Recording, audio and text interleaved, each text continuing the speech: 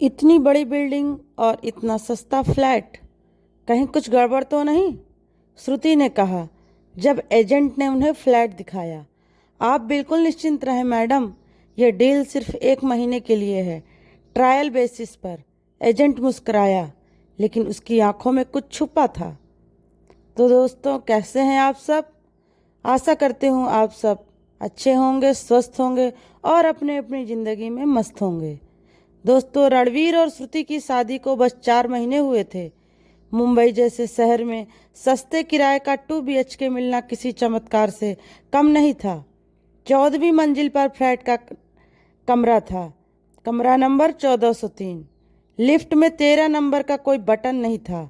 श्रुति ने नोटिस किया पर कुछ नहीं कहा। शाम को जब दोनों नए घर में सामान सेट कर रहे थे, एक तेज हवा का झोंका आया और बालकनी का दरवाज़ा अपने आप बंद हो गया। श्रुति चौंकी।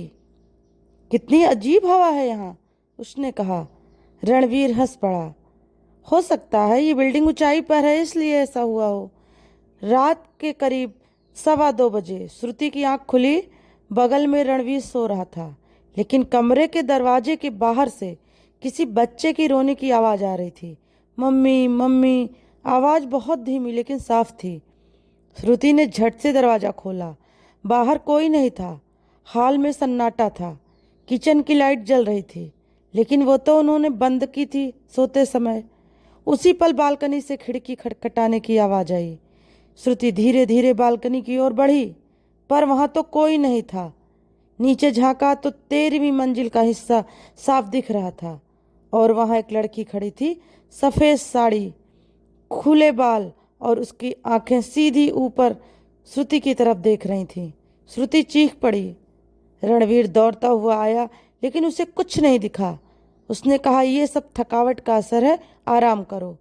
श्रुति डर गई थी, लेकिन ये तो बस शुरुआत ही थी। अगली सुबह रणवीर ने बिल्डिंग वॉचमैन से बात की। भाई, यहाँ कोई 13वीं मंजिल है? वॉचमैन ने सिर झुका लिया। साहब, 13 नंबर तो अशुभ मानते हैं, इसलिए लिफ्ट में वो बटन नहीं है, लेकिन असल में 14वीं मंजिल ही 13वीं है। क्या मतलब? रणवीर चौंक गया। मतलब ये कि असली 13वीं मंजिल को बदलकर 14वीं कर दिया गया है, लेकिन जो वहाँ रहता है उसे सब समझ में आ जाता है। रणवीर को लगा वॉचमैन बकवास कर रहा, लेकिन उस रात फिर वही हुआ। इस बार रणवीर ने खुद देखा, टीवी अपने आप चल पड़े। चैनल बार बार खुद ब खुद बदल रहे, और स्क्रीन पर कुछ पल के लिए एक औरत का चेहरा दिखा, सफ़ेद साड़ी में, जो उसी ने पिछली रात देखा था। श्रुति डर कर रणवीर से लिपट गई। मैंने इसी औरत को खिड़की पर देखा था। रणवीर ने अगली सुबह अपने ऑफिस से छुट्टी ली और उस फ्लैट की रजिस्ट्री निकालने की कोशिश की। नतीजा चौंकाने वाला निकला।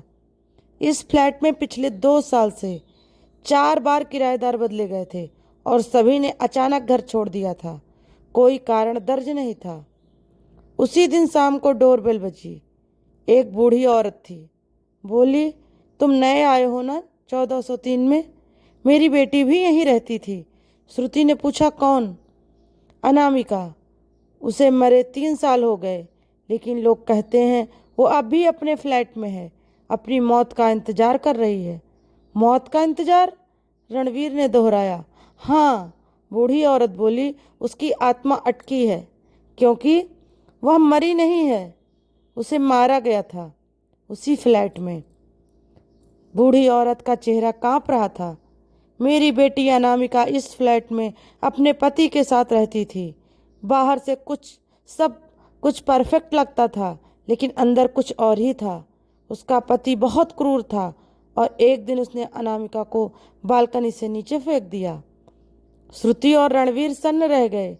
लेकिन पुलिस ने इसे आत्महत्या करार दिया है। मैं जानती हूँ मेरी बेटी मरना नहीं चाहती थी, और वो अभी भी किसी इंसाफ की तलाश में है। बूढ़ी औरत ने रणवीर को एक पुराना पेन ड्राइव दिया।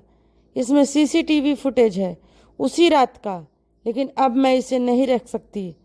रात को रणवीर ने लैपटॉप पर वीडियो चलाया। वीडियो में अनामिका का पति जोर जोर चिल्ला रहा था, और अनामिका रोती हुई कह रही थी, मैंने कुछ नहीं किया, विश्वास करो।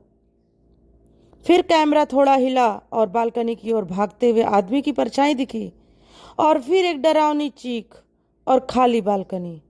लेकिन जो बात सबसे डरावनी थी, वीडियो के आखिरी फ्रेम में कैमरे के सामने आई एक परछाई, और वो कैमरा की तरफ देखकर मुस्कुरा रही थी। अनामिका की मुस्कान, लेकिन वो इंसानी नहीं थी।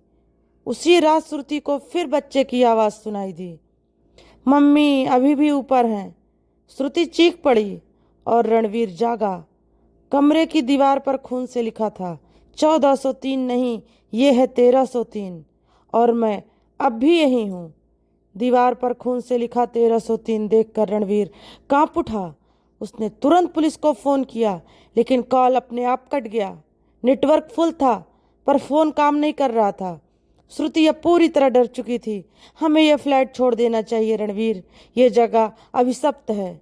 रणवीर ने उससे गले लगाते हुए कहा, कल सुबह होते ही निकलते हैं। लेकिन सुबह आई ही नहीं। घड़ी की सुई रात के 2:15 पर आकर रुक गई थी। हर डिजिटल घड़ी, दीवार की घड़ी, मोबाइल, सब पर 2:15 AM ही था। और तभी वो दरवाज़ा खुला जो ड्राइंग रूम के कोने में था, जिसे आज तक उन्होंने कभी खोला ही नहीं। अंदर एक छोटा कमरा था।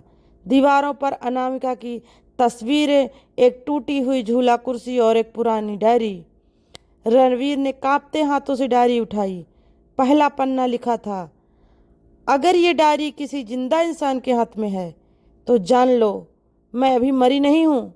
मुझे इंसाफ चाहिए, नहीं तो हर कोई जो इस घर में आएगा मरेगा। उसी पल झूला कुर्सी अपने आप हिलने लगी। कमरे का दरवाजा खुद ब खुद बंद हो गया। श्रुति चीखी, वो अंदर है, मुझे बाहर निकालो। रणवीर ने दरवाजा खींचा, लेकिन वो बंद हो चुका था। फिर कमरे की छत से सफ़ेद साड़ी लटकती दिखी। अनामिका हवा में झूल रही थी, लेकिन उसकी आंखें खुली थी। उसने धीमे स्वर में कहा, अगर मेरे कातिल को सजा नहीं मिली तो मैं इस घर को कभी नहीं छोड़ूंगी। रणवीर ने जैसे तैसे श्रुति को उस कमरे से बाहर निकाला। दोनों बुरी तरह कांप रहे थे। श्रुति का चेहरा पीला पड़ चुका था। उसने कहा, हमें पुलिस के पास जाना होगा, अब और नहीं रुक सकते। लेकिन तभी उन्हें वो कागज़ मिला जो डायरी के पिछले पन्ने में छिपा था। एक FIR की कॉपी। अनामिका की मौत से एक दिन पहले दर्ज हुई थी। शिकायत थी, मेरे पति ने बॉस ने मेरे साथ ज़बरदस्ती करने की कोशिश की। मेरे पति को जब पता चला तो उसने मुझे ही दोषी ठहराया। अगर मैं कल सुबह तक जिंदा न रहूं तो उसका नाम विक्रम मल्होत्रा याद रखना। रणवीर का चेहरा एकदम जड़ हो गया। विक्रम मल्होत्रा, ये तो मेरी कंपनी का मालिक है। अब कहानी की परतें खुलने लगीं। अनामिका का पति अर्जुन एक साधारण आदमी था, लेकिन उसके ऊपर उसकी पत्नी के साथ हुए अत्याचार का बोझ डाल दिया गया था। रणवीर ने उसी वक्त विक्रम मल्होत्रा के ऑफिस जाकर बात करनी चाहिए। उसने अनामिका की डायरी, FIR की कॉपी और पेन ड्राइव लेकर प्रूफ दिया, लेकिन विक्रम मुस्कुराया। अब ये सब कहाँ प्रूफ करोगे? मैं इस देश के सबसे बड़े बिल्डरों में से एक हूँ। उस बिल्डिंग का मालिक भी मैं ही हूँ। रणवीर ने कहा, अगर पुलिस नहीं मानेगी तो अब वो मानेगी जो मर चुकी है। विक्रम ने उसका मजाक उड़ाया, लेकिन रात को 2:15 पर उसे उसी बिल्डिंग में किसी मीटिंग के बहाने बुलाया गया, और उस रात उसने जो देखा वो उसका आखिरी देखा था। विक्रम मल्होत्रा को एक नकली मीटिंग के बहाने उसी बिल्डिंग में बुलाया गया, फ्लैट नंबर 1403, यानी असली 13वीं मंजिल। रात के 2:15 बज रहे थे। वो लिफ्ट से जैसे ही बाहर आया, बिजली चली गई। पूरा फ्लोर अंधेरे में डूब गया। मोबाइल की टार्च जलाकर वो आगे बढ़ा। दरवाज़ा खुला, कोई अंदर से खींच कर ले गया। कौन है? विक्रम ने डरते हुए पूछा। उसके सामने धीरे धीरे उभरी अनामिका की आत्मा। सफ़ेद साड़ी, गले में फांसी का निशान और आंखें जलती हुई। पहचाना? उसकी आवाज़ गूंज रही थी।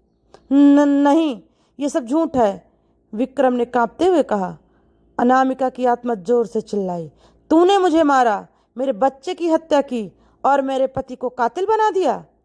फ्लैट की दीवारें कांपने लगीं, कांच फूटने लगे, हर कमरे से चीखें आने लगी जैसे आत्माएं न्याय मांग रही हों। विक्रम जमीन पर गिरा, रेंगते हुए दरवाजे की ओर भागा, लेकिन दरवाजा बंद था। आखिरी बार उसने पीछे देखा।